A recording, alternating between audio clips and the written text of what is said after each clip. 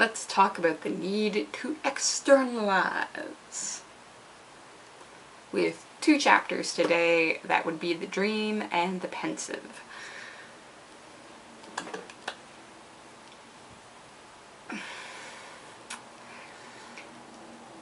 I'm not going to say this video is going to have parts because they all sort of really blend together.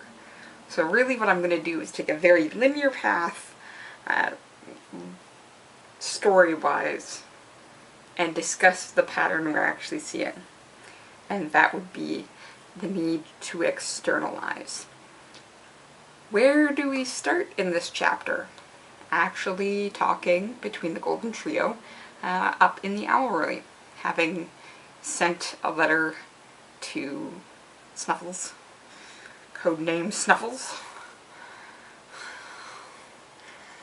All seriousness, the moment you're just like, Snuffles is right.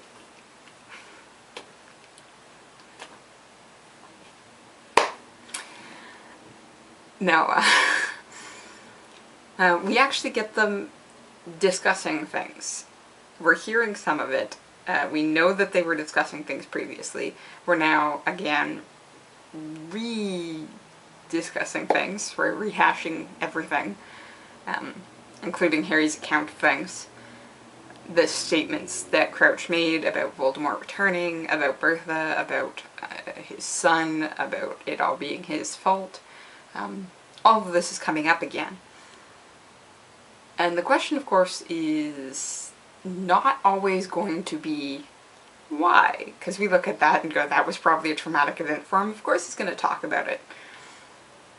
Most of us aren't going to ask why, but we really should ask ourselves why we have a tendency to do these things. The thing is, if we keep something like this bottled up, we know historically there are usually bad results because of it. Mental breakdowns, lashing out at the wrong people, lashing out at ourselves, and things like that. Externalization actually helps us both distance the thing from ourselves and to better understand it. Once you step back and you actually get that thing out, then you can more seriously take a look at it. And it's not all about you and what's going on in your head and your heart with your emotions. You're able to set it aside and look at it more systematically, usually more logically, when you have that distance between you. Harry does this with his friends, so that they can also view that thing and discuss it. And whether that's attempting to make it go away, which is sometimes what Ron seems to be doing, or trying to figure out something useful about it, which is what Hermione's aiming to do, and also tisk tisk on Crouch. Or Sirius, who bypasses that altogether and just gets angry at Harry for going off with Crumb. Again, Sirius, really like you to address the issue. You can include the warning of don't do stupid shit, but it would be really useful if you'd be concerned about the thing we are concerned about right now, which was not Crumb. You want to actually be able to take a step back. Some people can do this internally. If you have a very logical mind, you can often divide things up as you need to. But again, that can get overwhelming. Too much internalization means that you lose your tendency to act in the world. Because what actually happens is, the way I understand it, you internalize something, something external happens, you internalize it. In an attempt to understand it, you externalize it. In hopefully better understanding it, and finding some other questions you need to ask, you internalize it again. You figure out what you're going to do in response to this thing, and you externalize it in an action. Like, does that make sense? Like, you have action, contemplation, action in the form of discussion, contemplation, action.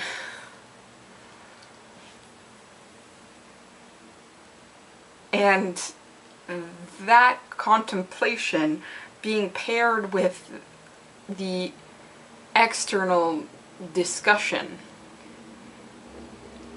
usually means that you're not constantly falling into the same logical fallacies or biases. If you externalize it, particularly to other people, then every now and then you're going to have the one person who's going to be like,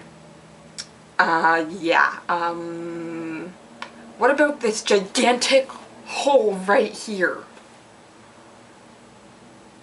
And then you're going to be like, I did not notice that hole. I had blinders for that hole. That hole needs to be addressed. And you can continue contemplating it. This is actually the form that philosophy takes. You put forth an argument, and then you get discussion about the argument, and you might get a further argument for your argument, or you might get an argument that is against your argument, aka an antithesis, and then you discuss. But that can't happen purely internally. It needs to be external. Which is why we start in the owlery. Because then we get some additional discussion for this. And then we can start getting Harry's internalization, which is broken up with some additional action, because we start getting him focused on the task itself. So he starts externalizing that need. He's figured out what he needs for the task, and he's externalizing that by practicing spells.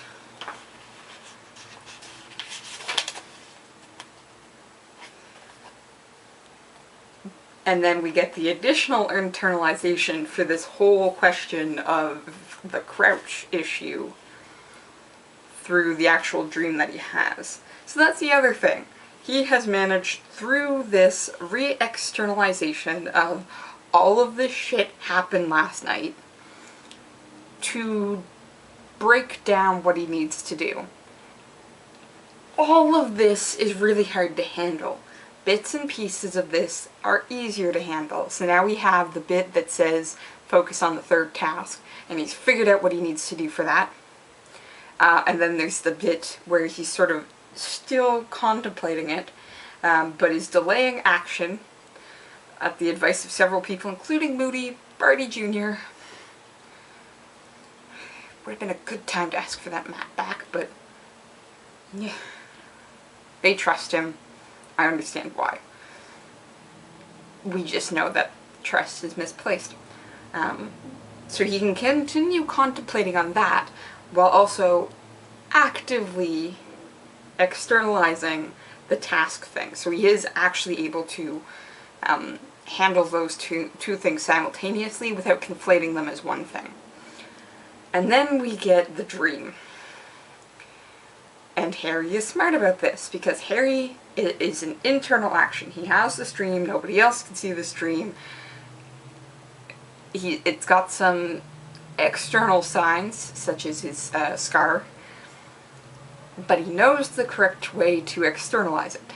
He has to make a choice. Does he tell Trelawney in the class and freak everybody out? No. He excuses himself, like he's excuses himself from the class, straight up tells the professor no, which isn't something a lot of people are always able to do, but he knows what he needs to do, and he goes to speak to Dumbledore about it. So right away, not a whole lot of contemplation about it, except when he's in the hall, because you notice he's going over it again. He keeps repeating it to himself what happened so he can remember and tell Dumbledore correctly. And so we actually have continuing tracks of thought and action that we can track through this set of chapters. Interestingly enough, though, in the pensive chapter, we then actually get Harry's view of so much happening in his head and then needing to externalize it normalized. What I mean by this is Harry notices that when he stands up in divination, all the students back off. Like, they're all super nervous of him and they're like, don't freaking touch me. But then he gets into Dumbledore's office and he comes across, again, maybe don't like stick your face in liquid that you don't know what it is. But like Dumbledore says, curiosity is not against the law. And this is not the worst outcome that he could have gotten. But he runs into the pensive. And the pensive, in fact, is doing for Dumbledore what Harry has done with his friends. Dumbledore is at an age and a position of authority that the people around him might not necessarily be someone close like Ron and Hermione are that Dumbledore can externalize to. But the need to continue doing so is still there. So we have the pensive so that Dumbledore can externalize these things. It's normalized. Harry's not the only one that has a lot of stuff happening in his brain. Interestingly enough, he says that he's never felt like he's had too much in his brain, but I think in these moments that we can say, when he's got this weird head attachment to Voldemort, that there is too much going on in his brain. He's actually two people in that moment. Dumbledore is one person, but he's in a position of power, and he's older, a very powerful wizard, lived through 2 wars at this point in time, will live to see the start of a 3rd.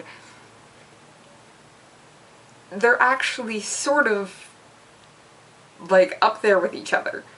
So the fact that Dumbledore is using this pensive, while Harry might not see it directly as a normalization of his own need to externalize, we can actually see that. Harry is not odd here. There are people who have to go through checks and balances like him.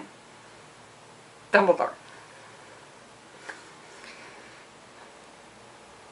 And can externalization help with some of these things? It certainly can. We don't want to sit there constantly thinking, maybe Ludo Bagman, he got charged that one time. No. You externalize it, you look at it, and you're just like, no, he really wasn't aware that Rockwood was a Death Eater. He hasn't been charged with anything since. Really doubt he's our concern right now. And you set it aside. This is how it works.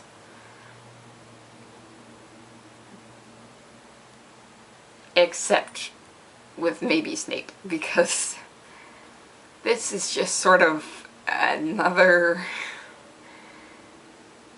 We're just gonna put another straw on that camel and we're gonna just wait for that camel's back to break. Because he's got a lot of suspicion, and Dumbledore trusts him. But that's the other thing. You can't purely use someone else's externalization.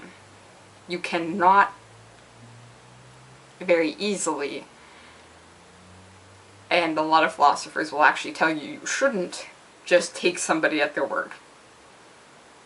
You need to figure that out too. If Dumbledore says, I trust Snape, then you need to take that and you need to, okay, Dumbledore trusts Snape, do I trust Snape? You're gonna have to figure that out. You're gonna have to internalize it again.